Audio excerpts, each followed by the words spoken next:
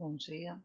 A aula de hoje é sobre métodos anticoncepcionais, também conhecido como métodos contraceptivos. Tá? É, a gente vai falar o que são, né? Métodos de barreira, hormonais naturais e definitivos. Então, o que são métodos contraceptivos? Métodos contraceptivos ou anticoncepcionais são aqueles utilizados para se evitar uma gravidez indesejada. Tá? Os métodos hormonais, né, os que são à base de hormônio, são a pílula, tá, que tem o anticoncepcional, pílula anticoncepcional normal, que tem uma eficácia entre 97% e 99%, portanto muito alta, né, e tem vantagens e desvantagens, né. As desvantagens estão na alteração dos hormônios, causando, né, reações diversas nas diferentes mulheres.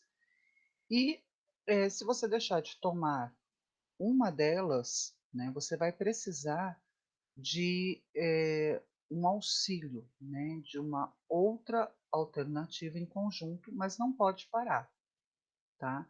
Ela deve ser tomada durante 28 dias, para 7 e volta novamente, ok?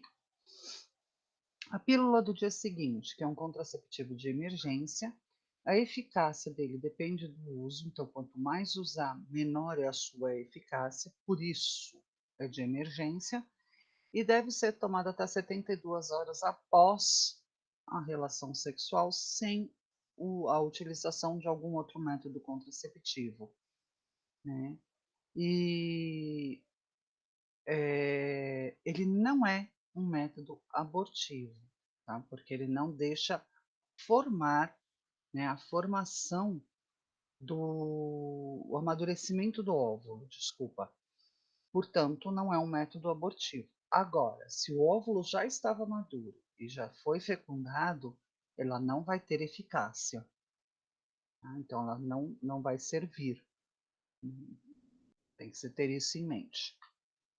A injeção, tá? Elas são periódicas, então existem injeções de uma vez por mês, são injeções hormonais, tem uma eficácia muito alta, de mais de 99%, né? E ela vai funcionar como uma pílula anticoncepcional, porém injetável. Então você tem as injeções de um mês, as de 3 meses, né? Então são doses hormonais, né, que são aplicadas, ok?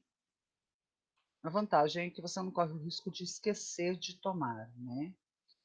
Você tem os implantes endoceptivos, que são bastões que liberam hormônios, também tem uma eficácia muito alta, entre 95% e 99%, e eles são colocados, são subcutâneos, eles são colocados embaixo da pele e vão liberando os hormônios devagarinho, né? Os mesmos hormônios da pílula anticoncepcional e da injeção.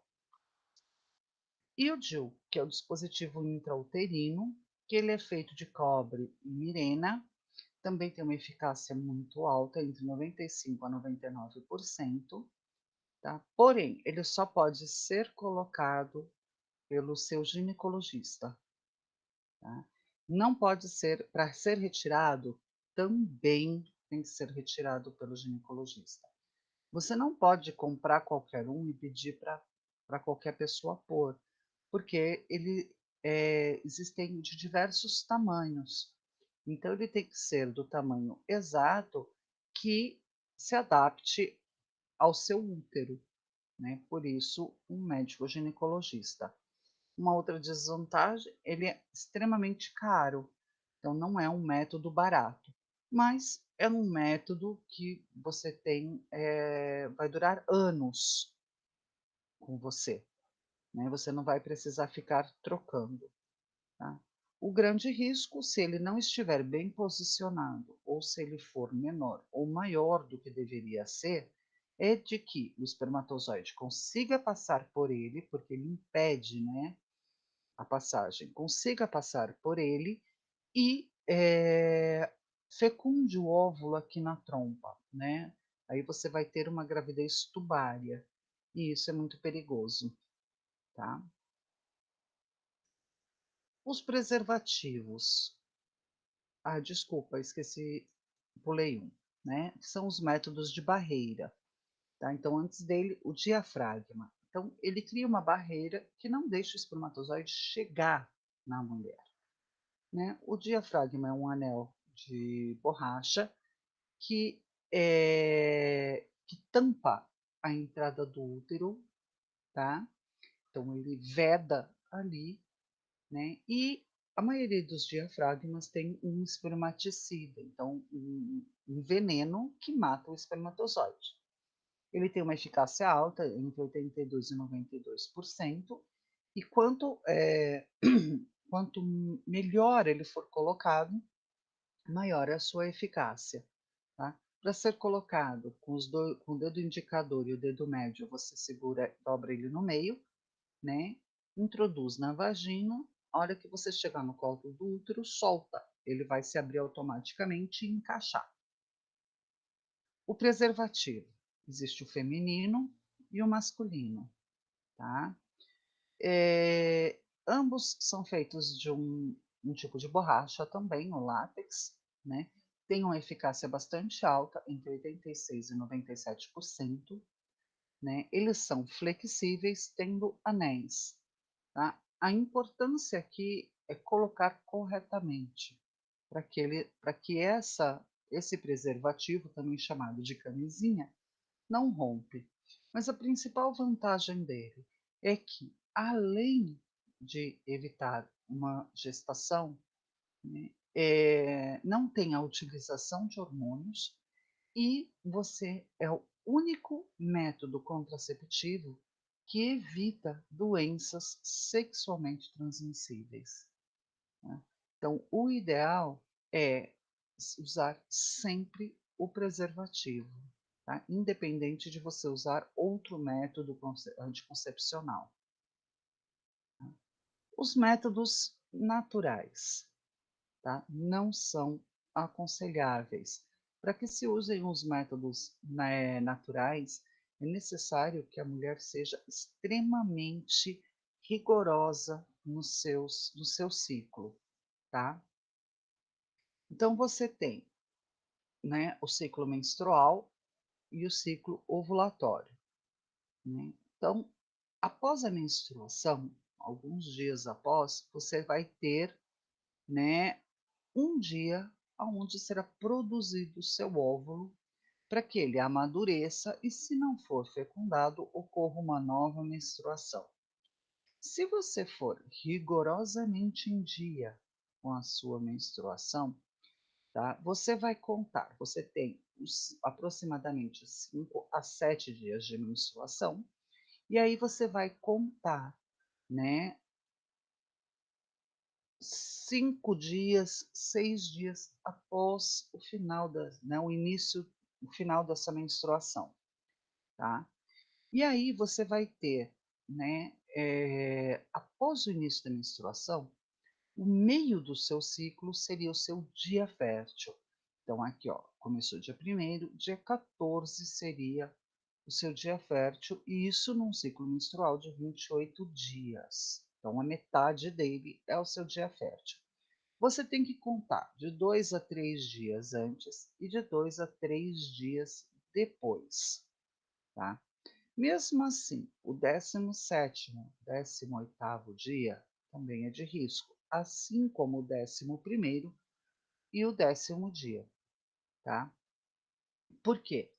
Eh, Toda ovulação, ela vai depender do bom humor, né, de não ter estresse, do índice, né, da sensação de felicidade, né, de paz, de tranquilidade, coisas que as mulheres não têm.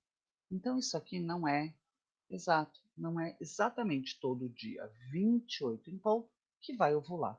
Por isso tem esse limite antes. Então, nesses dias, você estaria completamente impossibilitada de, ter relações sexuais, ok? O muco cervical, tá? O muco cervical, né, ele tem toda mulher tem uma secreção, né, e quando ela está ovulando, esse muco, essa secreção transparente e que não tem cheiro, que é eliminada pela vagina, tá, ela fica elástica, né, então ao encostar o dedo, ela não se rompe como nos dias normais, tá. Então você consegue abrir os dedos. Tá? Então seria um indicativo de que está ovulando. Está ovulando, não pode ter relação. A temperatura basal consiste em medir a temperatura diariamente e a partir dela você sabe se está ovulando ou não. Tá? A eficácia desse método é extremamente baixa, aliás, de todos eles, mas aqui é o mais baixo possível, porque qualquer alteração que você tiver, uma indigestão alimentar, aumenta a temperatura do seu corpo, né? E vai aumentar também a temperatura basal. Né? Para isso, você tem que usar um termômetro, né? Na vagina, para que ele meça a temperatura da região, ok? A sua temperatura, quando ocorre a alteração dessa temperatura, né, para mais, significa que você está ovulando. E os métodos definitivos são aqueles que não têm volta, tá? Uma vez feitos, são para sempre. São a famosa laqueadura, tá? E a vasectomia. A laqueadura são feitas nas mulheres, onde as tubas uterinas são cortadas para que os óvulos que são produzidos aqui no ovário, né, ao transitarem, tentarem passar, né, para a trompa de falópio, não consigam. Uma vez não conseguindo se instalar na trompa, não amadurece, né? Então você não tem a fertilização, porque os óvulos não vão chegar nessa região, tá? É, elas são cortadas, desculpa, e amarradas nas suas laterais. E a vasectomia, tá? Aonde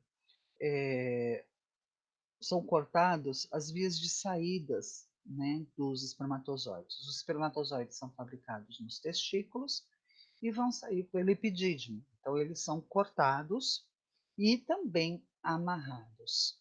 Tá? Todos os dois têm uma eficácia muito alta, quase 100%, tá? E pode ocorrer a reversão se não seguir, né, o repouso necessário que é indicado pelo médico logo após a cirurgia. Porque movimentos exagerados, carregar peso, subir e descer muitas escadas, podem romper essas amarrações. E se romper, a ponta, né, desses canais, tanto aqui no epidídimo quanto aqui na trompa, eles não estão secos ainda, não estão fechados. Então, eles podem se encostar e colar novamente, né, se vascularizar novamente e voltar ao normal. Por isso, após tanto uma quanto a outra cirurgia, é necessário seguir o repouso à risca indicado pelo médico, ok? Alguma pergunta? Não? Então não tem dúvidas? Claro que não, né? Tô sozinha aqui. Mas se tiver, pode me perguntar no WhatsApp. Muito obrigada e até a semana que vem.